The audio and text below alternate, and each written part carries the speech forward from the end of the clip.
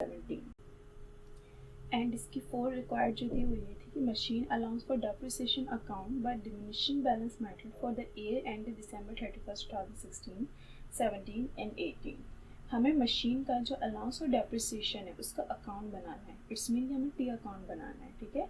और अच्छा, allowance for depreciation expense जो है ना, देखिए डेप्रिसिएशन एक्सपेंस जो है ना वो हम हर महीने का बताएंगे। वो सॉरी, अगर ये मंथ अगर चल रहे हैं तो हर महीने का बताएंगे, ठीक है। अगर साल चल रहे हैं तो ये हर साल का हम बताएंगे।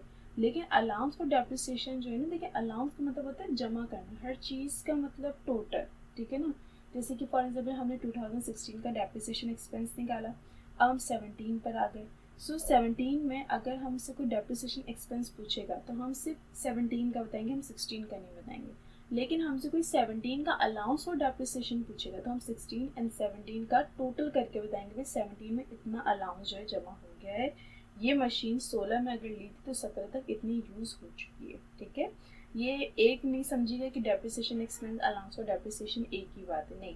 डेप्रिसिएशन एक्सपेंस हम हर साल का बताएंगे, लेकिन अलाउंस फॉर डेप्रिसिएशन जो है जितने भी साल ये मशीन यूज़ हो चुकी है उतना बताएंगे हम, ठीक है। सो अलाउंस फॉर डेप्रिसिएशन का अकाउंट बनाना है, और वो अकाउंट जिसका डेप्रिसिएशन एक्सपेंस हमने डिमिनिशिंग बैलेंस मेथड से बताया। अभी तो आप लोग को ये हार्ड लग रहा होगा, अभी हम समझते हैं कि कॉस्ट ऑफ मशीन किस तरीके से कैलकुलेट होती है, डेप्रिसिएशन एक्सपेंस किस तरीके से कैलकुलेट होता है, सो आप लोग को ईजी लगेगा। सबसे पहले हम कंप्यूटेशन कॉस्ट ऑफ मशीन की हेडिंग डालते हैं, ठीक है। कॉस्ट ऑफ मशीन किस तरीके से निकालते हैं, सबसे पहले हम लिस्ट प्राइस रखते हैं, जो कि यहाँ पे गिवन उनकी की बात company purchase machine with list price ₹2 lakh, ठीक है। सबसे पहले हमने लिस्ट प्राइस रखी 2 लाख की। फिर आगे उन्होंने ये बात कही कि एन सब्जेक्ट का ट्रेड डिस्काउंट 5%, ठीक है। ये जितने भी डिस्काउंट हैं ये हम माइनस करते रहेंगे, जो भी सबसे पहले हमने ये वैल्यू रखी 2 लाख, फिर हमने यहाँ लिखा लेस ट्रेड डिस्काउंट। अब इस 2 लाख का 5% ले लेंगे कि ट्रेड डिस्काउंट जो है ना वो 5% है, और ये अच्छा ये डिस्काउंट माइनस क्यों कर रहे हैं, वो था परचेज डिस्काउंट मिला है इनको, ठीक है। सो ये ट्रेड डिस्काउंट जो है वो माइनस होगा, और ये किस वैल्यू की परसेंटेज लेंगे, इस 2 लाख की, ठीक है। 2 लाख का आपने 5% लिया, 10,000 आ गए, 2 लाख में से 10,000 गए, ये नेट ट्रेड प्राइस आ गए 1,90,000, ठीक है। आगे ट्रेड डिस्काउंट के बात की गई थी, कैश डिस्काउंट में मिल रहा है उनको 3% का ऑन अप्रैल 1 2016 को, क्योंकि उन्होंने जो पेमेंट करी थी ना इसकी, वो डिस्काउंटिंग पीरियड के अंडर कर दी थी, इसलिए उनको ये भी डिस्काउंट मिल रहा है, ठीक है।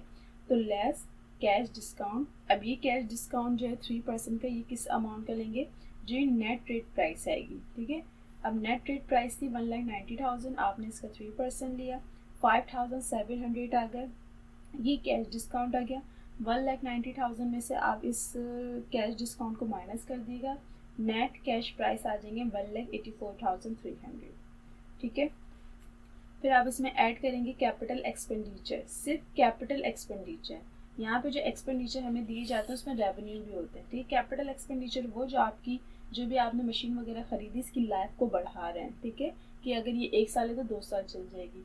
और वो एक्सपेंडिचर जो बस एम ही लग रहे हैं, जैसे फॉर एग्जाम्पल ऐसा होता है ना कि हमने कार वगैरह खरीदी तो उसमें कुछ ऐसा काम होते हैं जो मतलब हमारी कार की लाइफ को बढ़ा सकते हैं कि हम ये 2-3 साल तक चलाएंगे। लेकिन कुछ उसमें एक्सपेंसेस ऐसे होते हैं कि जैसे कि फॉर एग्जाम्पल कलर करवा लिया, दूसरा पीछे बैक साइड पे जो है वो एक नेम वगैरह लगा लिया, तो क्या कलर और पीछे बैक साइड पर अगर आप नेम वगैरह लिखवाते हैं, कलर वो नेम वगैरह लिखवाते हैं कार पर, तो क्या इससे कार की लाइफ बढ़ जाती? नहीं, ये बस शो मतलब शोबाजी नहीं होती कि बस कार में नाम लिखवा लो, कलर करवा लो। तो इस तरीके के जो एक्सपेंसेस हैं ये रेवेन्यू एक्सपेंडिचर कहलाते हैं, जो कि मशीन का हिस्सा नहीं है, मशीन में हम इसको ऐड नहीं करेंगे, ठीक है।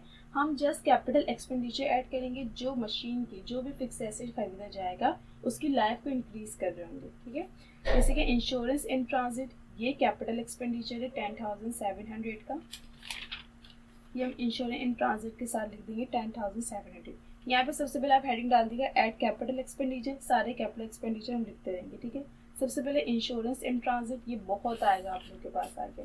फिर आएगा फ्राइट इन वॉस पेड 5,000, ये किराया वगैरह होता है ना, क्योंकि कोई भी मशीन है वो आप हाथ में तो लेके नहीं आएंगे, कोई भी फिक्स एसेट होता है ना, ये बड़ी बड़ी चीज़ होती है, इनके लिए हमें कोई कन्वेंस जो है वो अरेंज करनी होती है, ठीक है। तो 5,000 ये है, ये भी एक कैपिटल एक्सपेंडिचर है, ये कैपिटल एक्सपेंडिचर है। फिर कुछ इंस्टॉलेशन चार्जेस है 7,000, ये भी कैपिटल एक्सपेंडिचर है। कैपिटल एक्सपेंडिचर में लिख दिया। इसके बाद अगर देखें तो और तो कोई नहीं है। यहाँ पे जो दिया गया था वो फायर इंश्योरेंस है। आप सोच रहे होंगे कि हमने फायर इंश्योरेंस क्यों नहीं लिखा।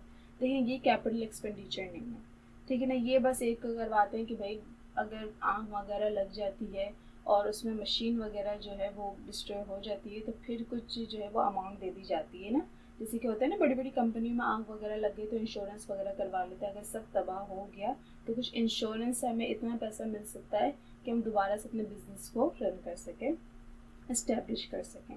तो कैपिटल एक्सपेंडिचर जस्ट जो है वो इंश्योरेंस इन ट्रांजिट है, फ्राइट इन है एंड इंस्टॉलेशन चार्जेस है। फायर इंश्योरेंस बहुत आएगा आप लोग के पास वो आगे क्वेश्चंस में, तो ये रेवेन्यू एक्सपेंडिचर होता है। इसके बाद अगर देखें तो हमारे कैपिटल एक्सपेंडिचर जो है कंप्लीट हो गया। हम टोटल कर लेते हैं 10,700, 5,000, 7,000। टोटल कैपिटल एक्सपेंडिचर हो गया 22,700 के, जो कि नेट कैश प्राइस में ऐड कर दिए जाएंगे। सो अब हमारे पास आ जाएगी कॉस्ट ऑफ मशीन 20,000, 2,07,000, ठीक है। कॉस्ट ऑफ मशीन आ गई 2,07,000, 2,70,000, 2,07,000 सॉरी, ठीक है। और हमेशा नेट कैश प्राइस में इसको ऐड करिएगा। नेट कैश प्राइस आपके पास है 1,84,300, उसमें आपने 22,700 को जब आपने ऐड करेंगे तो कॉस्ट ऑफ मशीन आएगी 2,07,000। ये हमारी होगी कॉस्ट ऑफ मशीन और बहुत ही ईजी आप लोग को लग रही होगी, ठीक है। आगे देखते हैं। देखिए सबसे पहली रिक्वायर्ड क्या थी, कॉस्ट ऑफ मशीन हमने निकाली। अब वो बी में कह रहे हैं कि कंप्यूट डेप्रिसिएशन एक्सपेंस। अब हमें डेप्रिसिएशन एक्सपेंस निकालना है 31 दिसंबर का, ठीक है। And by straight line method से भी और डिमिनिशिंग बैलेंस मेथड से भी। अब एक एक दफ़ा जो है ना वो मतलब 1 बाय 1 निकालेंगे। पहले स्ट्रेट लाइन से निकालेंगे फिर डिमिनिशिंग से निकालेंगे। और कितने साल का, ठीक है, ये भी देखिएगा कि डेप्रिसिएशन एक्सपेंस जो पूछा है वो कितने साल का हमें निकालना है। तो यहाँ पे 16 है, 17 है, 18 है, 3 साल का हमने डेप्रिसिएशन एक्सपेंस निकालना है। तो सबसे पहले मैं आप लोग को बताऊंगी कि स्ट्रेट लाइन मेथड से डेप्रिसिएशन एक्सपेंस किस तरीके से कैलकुलेट किया जाता है। देखिए स्ट्रेट लाइन से ना अगर हम डेप्रिसिएशन एक्सपेंस कैलकुलेट कर रहे हैं तो उसके लिए सबसे पहले हमें एनुअल डेप्रिसिएशन एक्सपेंस निकालना होगा। एनुअल से आपको लग रहा है कि साल की, एक साल में कितनी ये मशीन यूज़ हो सकती है, ठीक है, हो जाती है, ठीक है। तो सबसे पहले आपने लिखा बी, लिख दिया कि भाई रिक्वायर्ड बी है। सबसे पहले जब भी आप स्ट्रेट लाइन मेथड से डेप्रिसिएशन एक्सपेंस निकालेंगे आपको पहले एनुअल डेप्रिसिएशन एक्सपेंस कंप्यूट करना होगा। आपने ये हेडिंग डाल ली। एनुअल डेप्रिसिएशन किस तरीके से निकलता है, इसका एक फॉर्मूला है, annual depreciation expense is equal to cost minus salvage value divided by life, जो कि ईयर्स में दी गई है। स्ट्रेट लाइन मेथड में हमेशा लाइफ जो है वो ईयर्स में दी जाती है, ठीक है। So annual depreciation is equal to cost क्या है, कॉस्ट जो जिस मशीन का हम डेप्रिसिएशन एक्सपेंस निकालें उस मशीन की कॉस्ट। तो कॉस्ट अभी हम कैलकुलेट करके आए हैं 2,07,000, आपने 2,07,000 लिख दिए, माइनस सैल्वेज वैल्यू हमें यहाँ पे दी हुई है 10,000। अच्छा, salvage value, residual value, scrap value, ये जो कबाड़ की कीमत है ना ये इन 3 नाम से आ सकती है, याद रखिएगा, scrap value, residual value and salvage value. तो यहाँ पे जो 10,000 दी हुई सैल्वेज वैल्यू, सो हमने यहाँ पे लिख दिया 10,000। लाइफ कितनी दी गई है, लाइफ यहाँ पे दी गई है 5 ईयर्स की, यहाँ पे हमने 5 ईयर्स लिख दिया, ठीक है। एनुअल डेप्रिसिएशन एक्सपेंस, आप पहले 2,07,000 को 10 से माइनस कर दें, आपके पास 1,97,000 आ जाएगा और 5 ऐसे ही आ जाएगा, ठीक है। फिर आप 1,97,000 को 5 से डिवाइड करेंगे, सो एनुअल डेप्रिसिएशन एक्सपेंस आएगा 39,400 पर एनम। कि एक मशीन जो है, जो भी इन्होंने 2,07,000 की मशीन इन्होंने ली है, ये साल में 39,400 की यूज़ हो जाती है, ये पर एनम निकल गया। अब आप कंप्यूट डेप्रिसिएशन एक्सपेंस की हेडिंग डालेंगे, उसके लिए कॉलम बिल्कुल ध्यान से देखिएगा किस तरीके से मैं कॉलम्स जो है वो ड्रॉ करें मैंने। ये डेट का कॉलम होता है, ये डेप्रिसिएशन एक्सपेंस का कॉलम होता है एंड ये एक्यूमुलेटेड का होता है, ठीक है। अच्छा, एक्यूमुलेटेड, अलाउंस फॉर डेप्रिसिएशन, ये एक ही बात है, ठीक है। तो सबसे पहले हम जो निकालेंगे, देखिए यहाँ पे डेप्रिसिएशन एक्सपेंस बोले 16 का, 17 का, 18 का। तो सबसे पहले हम 16 का, फिर 17 का निकालेंगे, फिर 18 का निकालेंगे। और यहाँ पे हम आपको मैंने पहले ही बताया था कि जब भी हम डेप्रिसिएशन एक्सपेंस वैसे ही बैलेंस शीट वगैरह में हम देखते थे तो वहाँ पे मंथ्स को जो है इग्नोर नहीं करते थे, हम देखते थे कि भाई कितने महीने यूज़ हो रही, क्योंकि ये साल का है पूरा, ठीक है, ये पूरे साल का। अब पता नहीं ये मशीन साल यूज़ हुई नहीं है तो उसका किस तरीके से निकलेगा। तो आए देखते हैं डेप्रिसिएशन एक्सपेंस किस तरीके से कैलकुलेट करते हैं। सबसे पहले ये मशीन जो ली गई थी, ये ली गई थी 1 अप्रैल को, ठीक है, और इनका अकाउंटिंग पीरियड जो वो 31 दिसंबर को एंड हो जाता है। तो हम क्या करेंगे, 1 अप्रैल 2016 से, जब हमें 2016 का डेप्रिसिएशन एक्सपेंस निकालना है तो हम 1 अप्रैल 2016 से 31 दिसंबर 2016 का डेप्रिसिएशन एक्सपेंस निकालेंगे। ठीक है, सो आपने यहाँ पे ये लिखा 1 अप्रैल 2016 31 दिसंबर 2016 कि अप्रैल से दिसंबर तक का मुझे अभी डेप्रिसिएशन एक्सपेंस चाहिए अगर मैं 2016 का देख रही हूँ, क्योंकि अप्रैल में उन्होंने मशीन ली, दिसंबर में इनका अकाउंटिंग पीरियड खत्म हो गया, तो 16 में इन्होंने कितनी मशीन यूज़ कर ली 2016 में। तो मैंने लिखा भाई अप्रैल, मई, जून, जुलाई, अगस्त, सितंबर, अक्टूबर, नवंबर, दिसंबर।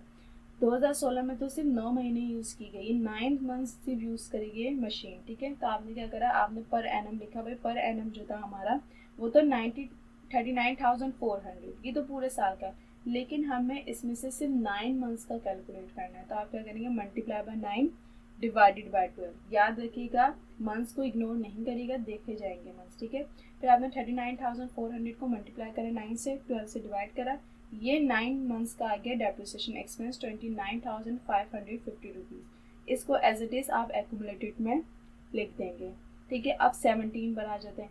अब 17 का नहीं बताया कि इन्होंने ये पीरियड कहाँ से स्टार्ट करा और कहाँ पे एंड करा, तो इट्स मीन कि 1 जनवरी से ही स्टार्ट किया होगा। तो हम 16 का जो डेप्रिसिएशन एक्सपेंस निकालना है वो कैसे निकालेंगे, 1 जनवरी 2017 31 दिसंबर 2017। तो ये तो पूरे साल का ही निकलेगा, तो इसलिए पर एनम तो हमारे पास है ही 39,400 जो है ये पर एनम है, और हमें पर एनम ही चाहिए। तो यहाँ पे कोई कैलकुलेशन नहीं होगी, बस क्या होगा, ये जो 2016 का हमने यहाँ पे डेप्रिसिएशन एक्सपेंस लिखा था, हम इसमें इसको ऐड कर देंगे और फिर यहाँ पे ये अमाउंट लिख देंगे 68,950 रुपीज़। ठीक है, देखिए ये 16 का डेप्रिसिएशन एक्सपेंस है, हमने 16 के एक्यूमुलेटेड में लिख दिया।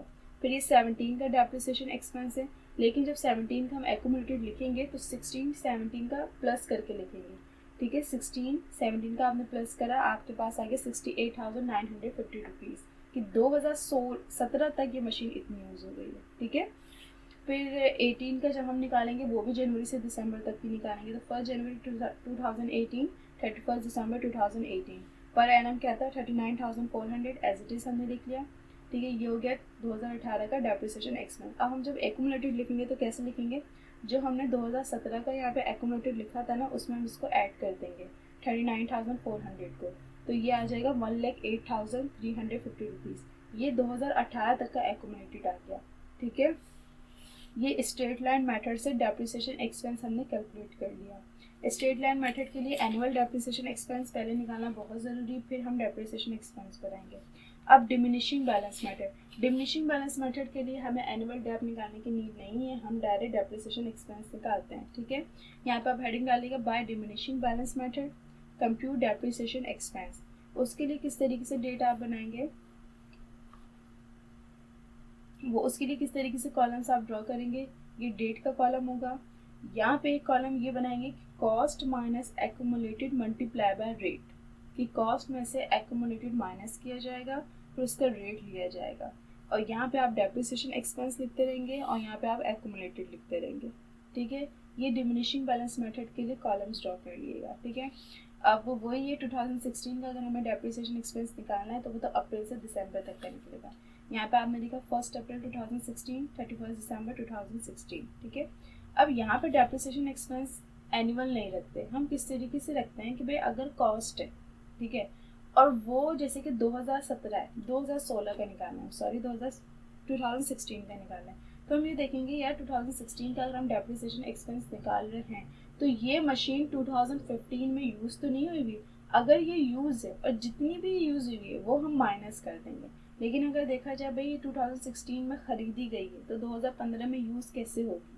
ठीक है, 2016 में जब इस मशीन को हमने ख़रीदा है तो ये यूज़ कैसे हुई, हमने क्या करा भाई, हमने कॉस्ट रखी जो कि 2,07,000 इसकी कॉस्ट थी। यहाँ पे हम एक्यूमुलेटेड माइनस करते हैं, लेकिन हमने ज़ीरो लिखा कि भाई कोई एक्यूमुलेटेड नहीं है। एक्यूमुलेटेड नहीं है इसका मतलब क्या हुआ कि ये मशीन पहले यूज़ हुई नहीं है। ठीक है, 2,07,000 की ये मशीन थी, उसको -0, ठीक है, आ गया। अब देखिए जब डिमिनिशिंग बैलेंस मेथड से आप डेप्रिसिएशन एक्सपेंस कैलकुलेट करते हैं तो आपको ये रेट दिया होगा, जैसे दिया डिमिनिशिंग बैलेंस मेथड और यूज़ करें 25%, ये रेट होता है हमेशा डिमिनिशिंग बैलेंस मेथड में, आपको रेट गिवन होगा क्वेश्चन में। ठीक है, आपने क्या करा 2,07,000 -0, मल्टीप्लाई बाय ये रेट आ गया 25%, 25% फिर मल्टीप्लाई बाय का निशान। अब यहाँ पे भी मंथ्स को देखेंगे तो भाई वही मंथ कि भाई अप्रैल से दिसंबर तक सी हुई है 9 मंथ जो है यूज़ हो रही है, तो मल्टीप्लाई बाय 9 डिवाइडेड बाय 12। अब आपने क्या करा, 2,07,000 में से जब जीरो जाएंगे तो 2,07,000 ही बचेंगे। उस 2,07,000 का आप 25% लेंगे, फिर जो आपने 25% ले लिया उसको मल्टीप्लाई कर देंगे 9 से, डिवाइड कर देंगे 12 से, तो आपके पास डेप्रिसिएशन एक्सपेंस आ जाएगा 38,813 रुपीज़, और उसको आप एक्यूमुलेटेड में लिख देंगे। ठीक है, फिर आप 17 पर आ जाएं, 1 जनवरी 2017, 31 दिसंबर 2017। अब जब यहाँ पे अच्छा वही रूल जो है ना अप्लाई होता रहेगा हर साल। अब यहाँ पे भी हमने कॉस्ट रखी सबसे पहले 2,07,000। अब हम माइनस करते हैं एक्यूमुलेटेड। अब देखिए 2017 में हम डेप्रिसिएशन एक्सपेंस निकाल रहे हैं, तो क्या ये मशीन 2016 में यूज़ हुई थी? बिल्कुल यूज़ हुई थी। 2016 में कितनी मशीन यूज़ हो रही थी? ये मशीन 38,830 रुपीज़ की जो ये 13 रुपीज़ की जो है ये मशीन यूज़ हो गई थी, इसलिए हम 2,07,000 को इस वैल्यू से माइनस करेंगे। ठीक है, मतलब अगर 17 का डेप्रिसिएशन एक्सपेंस निकालना है तो 16 का एक्यूमुलेटेड माइनस किया जाएगा। ठीक है, तो 2,07,000 में से हमने 38,813 रुपीज़ को माइनस किया, उसका 25% लिया। अब उसको मंथ से तो नहीं देखेंगे क्योंकि पूरे साल यूज़ हो रही है, बस आपने जब इन दोनों को आपस से माइनस कर दिया उसका 25% ले लिया, आप उस वैल्यू को यहाँ लिख देंगे 42,047 रुपीज़। ठीक है, अब आपने क्या करा है कि ये 2017 का जो है वो डेप्रिसिएशन एक्सपेंस है, आपने इसमें ऐड करके लिख दिया, क्योंकि यही करते हैं ना कि 2016 का भाई एक्यूमुलेटेड ये है, फिर 2017 का डेप्रिसिएशन एक्सपेंस ऐड कर देंगे, तो 2017 तक ये मशीन इतनी यूज़ हो गई है 80,860 रुपये की। ठीक है, 80,860 रुपीज़। ठीक है, फिर आप 18 पर आ जाएं, 1 जनवरी 2018, 31 दिसंबर 2018। फिर 2,07,000 में से हमने कौन सा एक्यूमुलेटेड माइनस करा भाई? 17 का। 17 का एक्यूमुलेटेड था 80,860 रुपीज़, ये हमने माइनस कर दिया।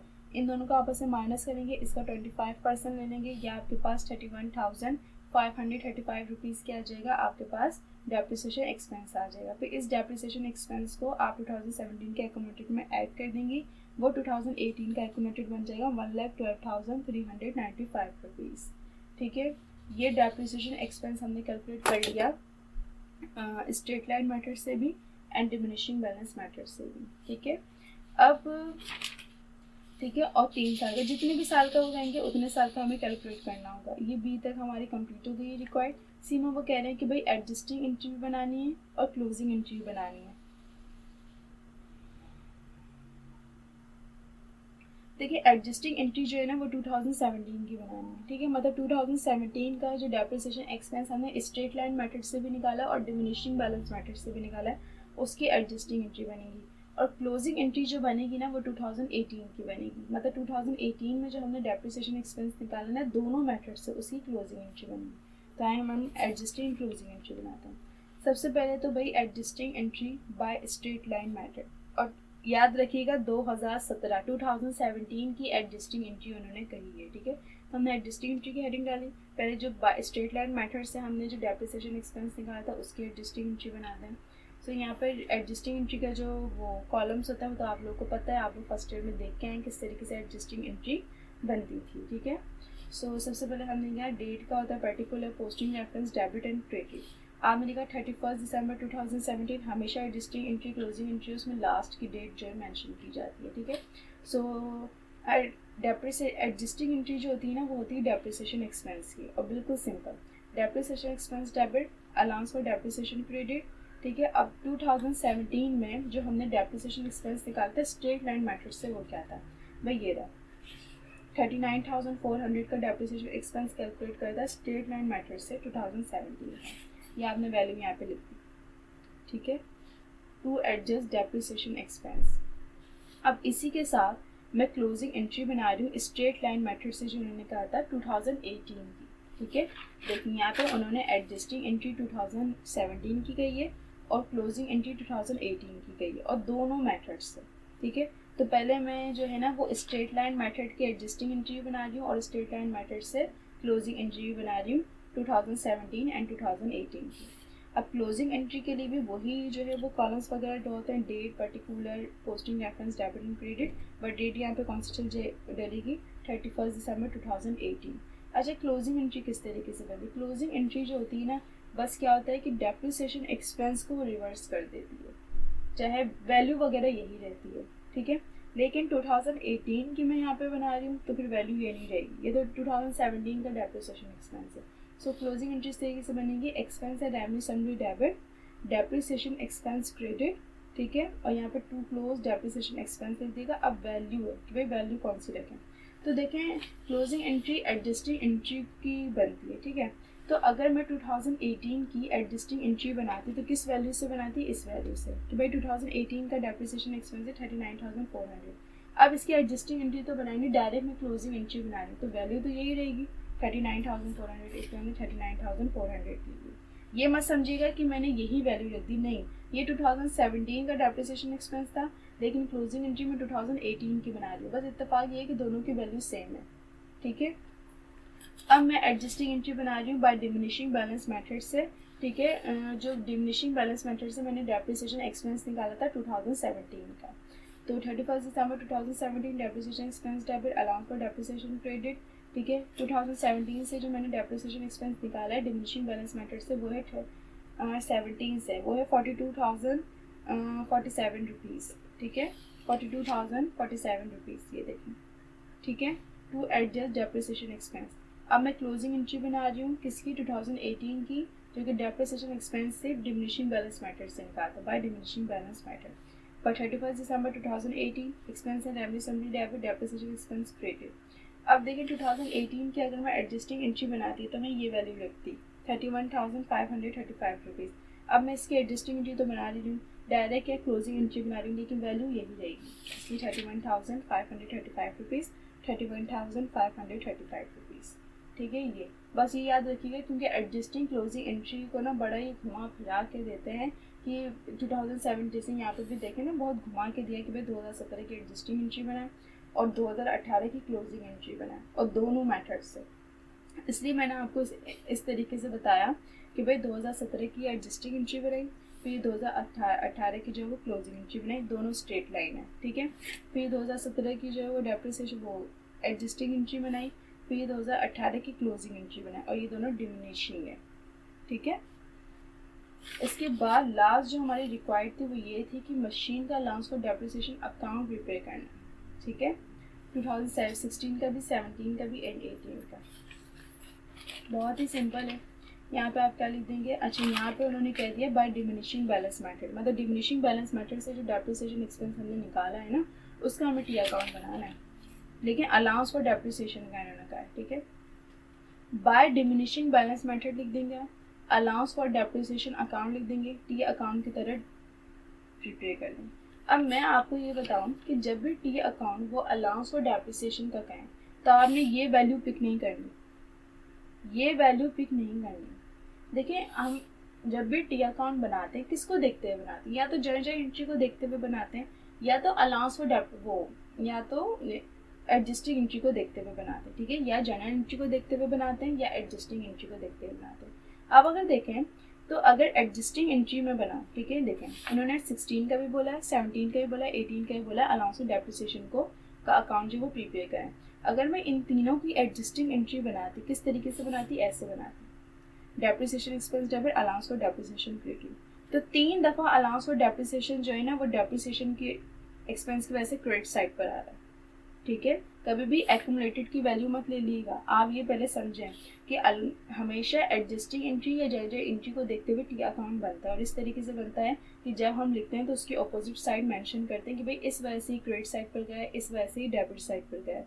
तो जब भी जैसे कि सबसे पहले मैंने एडजस्टिंग एंट्री बनाई थी डिमिनिशिंग बैलेंस मेथड की, ये 2017 की, तो किस तरीके से बनाई थी, depreciation expense debit, allowance for depreciation credit, और वैल्यू कौन सी लिखी थी, डेप्रिसिएशन की। कहीं भी मैं एक्यूमुलेटेड की अमाउंट यूज़ करूँ, भाई एक्यूमुलेटेड की जो अमाउंट होती है ना ये बैलेंस शीट में यूज़ की जाती है, ठीक है, ना जर्नल एंट्री ना एडजस्टिंग एंट्री में यूज़ की जाएगी ना टी अकाउंट में, ठीक है। तो मैं किस तरीके, जैसे कि 17 की बनाई है, अब इसी तरीके से मैं 16 की बनाऊंगी, 18 की भी बनाऊंगी, तो किस तरीके से बनाऊंगी, सेम एज इट इज़ बनाऊंगी। तो फिर 3 दफ़ा जो allowance for depreciation credit side पे जाएगा ना डेप्रिसिएशन एक्सपेंस की वजह से, ठीक है। और अमाउंट कौन सी आएगी तीनों दफ़ा, डेप्रिसिएशन एक्सपेंस की, भाई 16 का ये रहा, 17 का ये रहा, 18 का ये रहा, ठीक है। अब जैसे कि मैं सबसे पहले बनाऊँ, जैसे मैंने टी अकाउंट बिल्कुल प्रिपेयर कर लिया। सबसे पहले मैंने यहाँ पे लिखा कि भाई 31 दिसंबर 2016 को जो अलाउंस फॉर डेप्रिसिएशन है, जैसे कि ये एंट्री आप इमेजिन करें कि 16 की मैं डेप्रिसिएशन एक्सपेंस की एंट्री बना रही हूँ, किस अमाउंट से, इस अमाउंट से। तो डेप्रिसिएशन एक्सपेंस की वजह से allowance for depreciation credit side पे गया, किस अमाउंट से, 38,813 रुपीज़ से। तो मैंने लिख दिया ये 38,813 रुपीज़, ठीक है, कि 31 दिसंबर 2016 को अलाउंस फॉर डेप्रिसिएशन जो है वो डेप्रिसिएशन एक्सपेंस की वजह से क्रेडिट साइड पे गया है 38,813 रुपीज़ का, ठीक है। अब 17-18 का एक साथ मत लिख देगा, देखें साल का टी अकाउंट बनता है, तो अभी मुझे इसको क्लोजिंग करनी है, ठीक है। अब मैं क्या करती हूँ, देखो डेबिट साइड पर भी कुछ भी नहीं है, तो ये 38,813 रुपीज़ हम यहाँ पे भी शो कर देंगे, यहाँ पे भी शो कर देंगे, ठीक है। और जब इसकी डेबिट साइड पे कुछ नहीं है, जो हम माइनस वगैरह करते हैं, तो कुछ भी नहीं करेंगे, क्या होगा कि ये 38,013 रुपीज़ यहाँ पे बैलेंस सी डी के नाम से आ जाएंगे, और ये 38,813 रुपीज़ यहाँ पे बैलेंस बी डी के नाम से आ जाएंगे। और यहाँ पे फर्स्ट की डेट डल जाती है, यहाँ पे वही लास्ट डेट, कि 31 दिसंबर 2016 और ये 1 जनवरी 2017। फिर इसी तरीके से 31 दिसंबर 2017 को डेप्रिसिएशन एक्सपेंस की वजह से again allowance for depreciation credit side पे गया, किस अमाउंट से, 42,047 रुपीज़ से, ये आपने लिख दिया, ठीक है। तो ये अमाउंट आपने क्या करा, ठीक है। अब देखिए, जब भी हम अलाउंस फॉर डेप्रिसिएशन लिख रहे हैं यहाँ पे कि भाई डेप्रिसिएशन एक्सपेंस की वजह से क्रेडिट साइड पे जा रहा है, तो जब भी हम टी अकाउंट बनाते हैं उसका बैलेंसेस हम पहले लिखते थे कि भाई पिछले साल ये मशीन कितनी यूज़ होके आएगी, ठीक है। तो देखिए बैलेंस यहाँ पे मैं लिख रही हूँ कि भाई बैलेंस बी डी जो था ना वो 38,813 रुपीज़ था।